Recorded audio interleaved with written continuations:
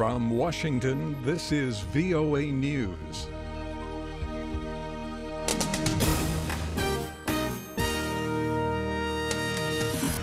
I'm David Forrest reporting. More protests in Baltimore. Another large protest march is underway in Baltimore, but police anticipate it will be peaceful. A crowd is marching from a train station to City Hall to protest alleged police mistreatment of blacks. Demonstrations are also reported in New York and Washington.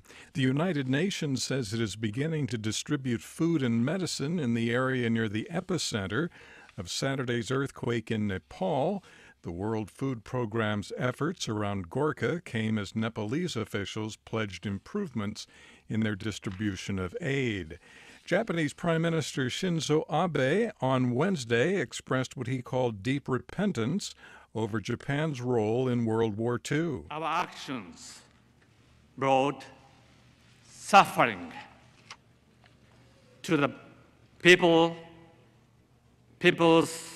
in Asian countries.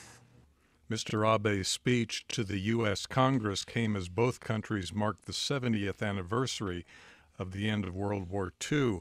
The government of Niger says nearly 300 girls and women are now free from Boko Haram captivity. Chris Stein takes a look. The identities of 200 girls and 93 women the Nigerian military says it rescued from Boko Haram in the Sambisa forest on Tuesday remain unknown. As part of its 6-year insurgency, Boko Haram has kidnapped hundreds of people in northeastern Nigeria and neighboring Cameroon. Its most infamous mass kidnapping was in the town of Chibok, when the militants kidnapped 219 schoolgirls last year. Military spokesmen have been unclear on whether the girls rescued Tuesday are or are not from the town. Chris Stein for VOA News, Lagos. Meanwhile, the government says 46 soldiers and 28 civilians were killed over the weekend when troops battled militants for control of an island in Lake Chad. This is VOA News.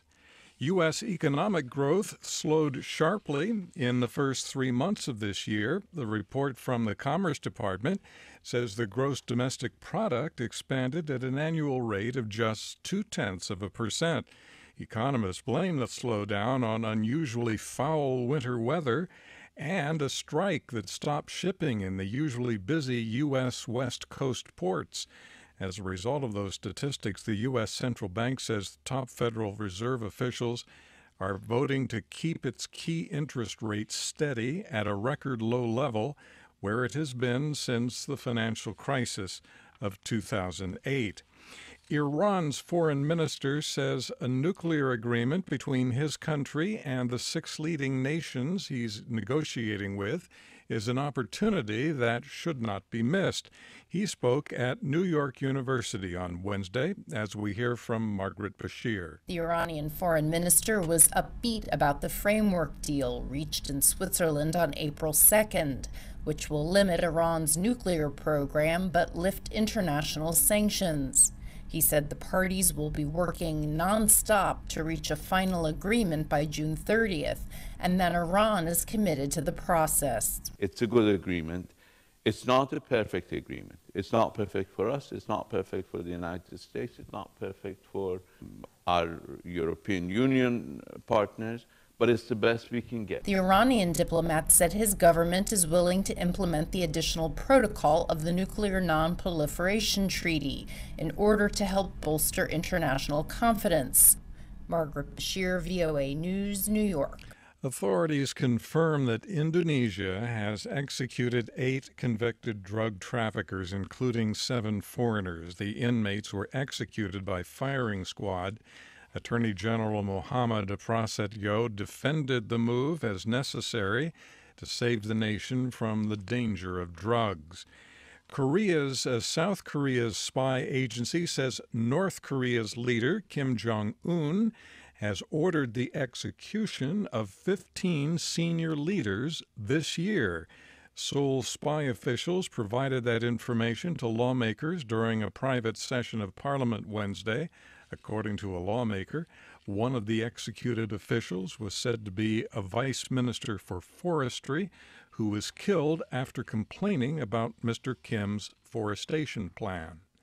Saudi Arabia's King Salman bin Abdulaziz reshuffled a number of top posts Wednesday, including naming his nephew, Prince Mohammed bin Nayef, as the new crown prince.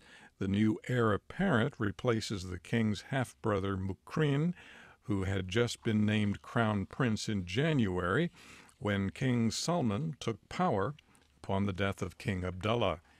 Election authorities in Togo have declared incumbent President Faure Gnassingbé the provisional winner of Saturday's election.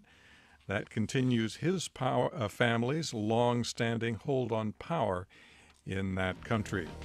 From the VOA News Center in Washington, I'm Dave DeForest. That's the latest world news from VOA.